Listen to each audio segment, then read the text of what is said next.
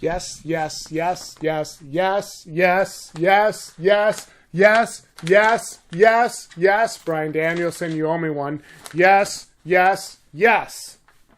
Tonight, I'm doing a 3-part video, so it'll be a little bit longer. This is meant to be something to fall asleep to. This is meant to be something that I can put on YouTube while I'm crashing out at night and just kind of drift off into the ether. But tonight we have a few subjects. We have 3 must-see haunts of 2023, 2 types of haunt owners that piss me off, and these actors are annoying. So we're going to jump right into it.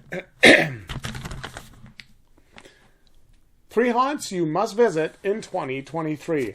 Number 3, The Haunted Voyage at Camp Tampa-Wingo. Now, this is a really passionate group of haunters. They've had relatively the same experience the last 2 years that we've gone. However, each year, I've noticed them changing some things about the actors, some placements, and some different structures, etc., to keep it interesting and exciting. And who doesn't love Grandma and the Ranger? They have creative theming here with the demon raccoons. Now, this is something that I haven't seen before in a haunted house pretty much ever.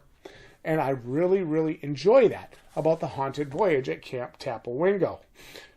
There were some great jump scares that even though I was at the back of the group, watching Gage and Jenna go through in front of me, when the jump scare happened, it made me jump 5 feet back. It was awesome.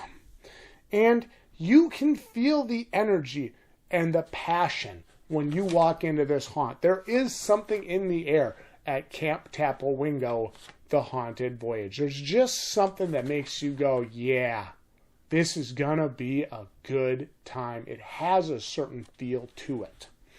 Number 2, must-visit haunt of 2023, Green Bay Fear. Now, everybody always kind of says to me, Justin, why are you so high on Green Bay Fear? They're consistent every year. Are they the best haunt I've ever been to? Not even close. But are they bad?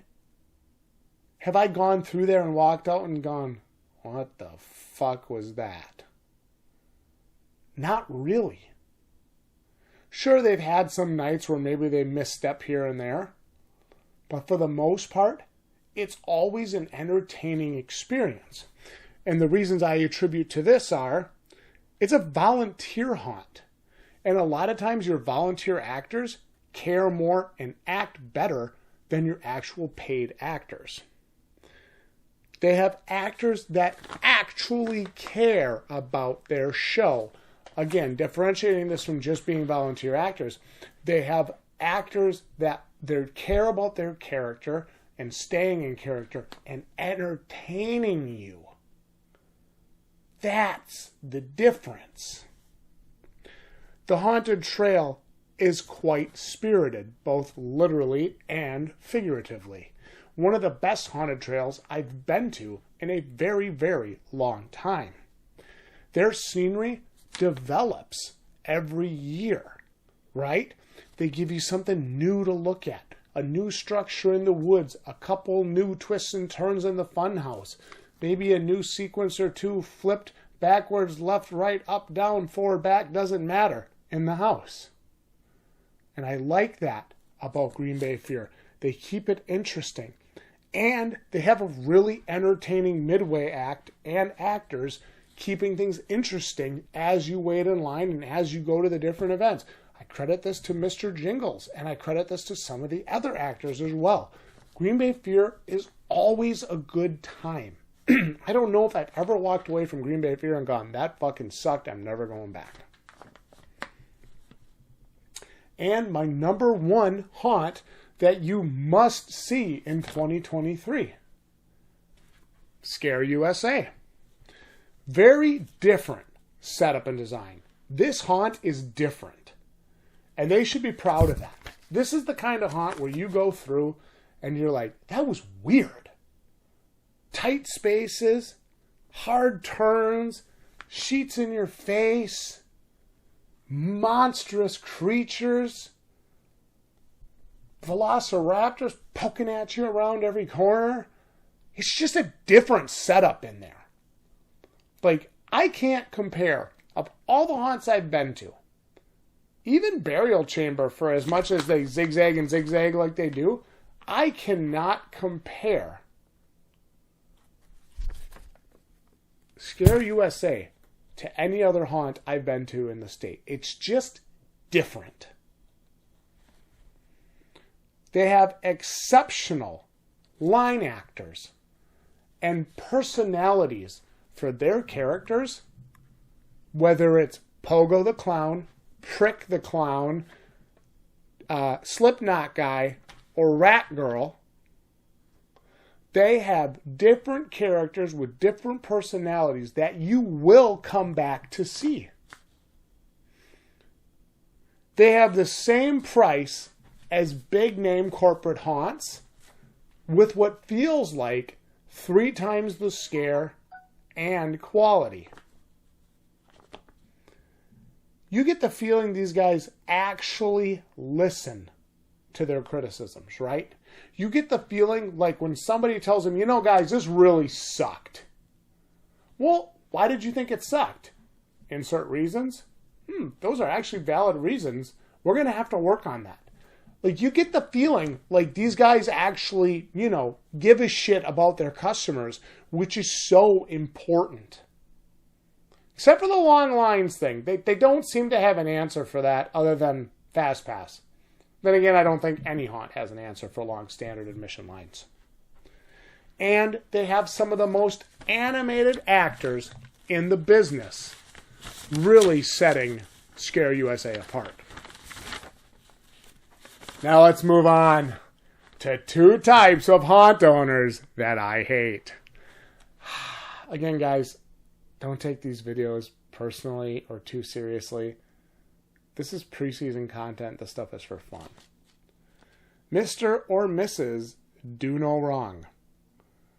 The first way to tell that you have a Mr. or Mrs. Do No Wrong is everything that goes wrong is somehow someone else's fault. Now, I know some of you are watching this nodding right now because you know Mr. or Mrs. Do No Wrong. You know them personally. Bad reviews are always trolls or other haters from other haunts that are jealous. We've actually seen some of that going on, which I don't understand. I think you guys would want to help each other as much as possible. Thinks their art and scenery is a 10 out of 10. Meanwhile, it's red finger paint on a fucking old meat apron. You lazy prick. They fight in the comments on videos and comments on Google. We've seen this with some haunts where the owners will actually come on there and like argue with the people that gave them a review, which makes no sense. Shitty actors are excused by everybody's favorite reason: technical difficulties. Oh, the number 2 haunt owner I hate. Mr. or Mrs. Hollywood. Repeatedly tout their sponsors 1 or 2 irrelevant but somehow special facts about their haunt or other interesting facts. I mean, have you guys been to some of these haunts where they're just like, yeah, we've been here for 35 years and we're rated 4 stars on TripAdvisor. I'm just like, okay, Mr. Hollywood, shut the fuck up. They think there's some long-lost horror master, like Wes Craven, or some prophetic haunter that's coming up with things nobody else has ever thought of. Everything in their haunt is Jason, Freddy, Aliens, Predator, It. Noticing a common theme here?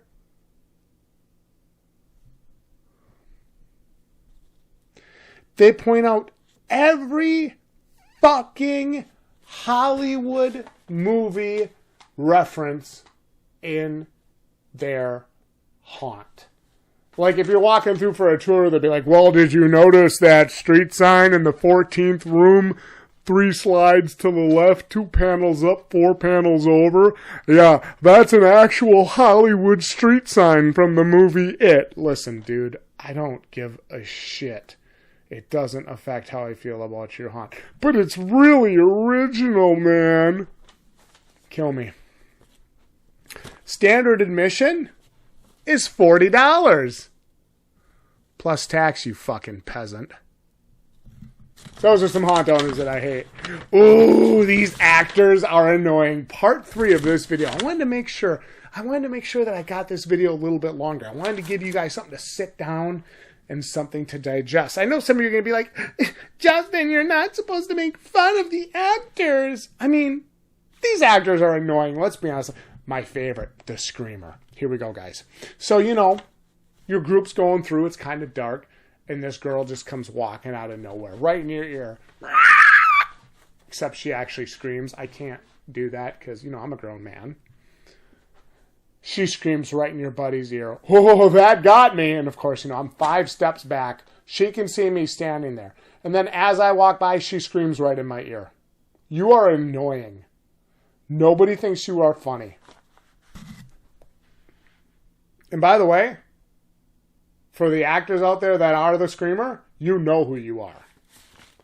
The RPG actor.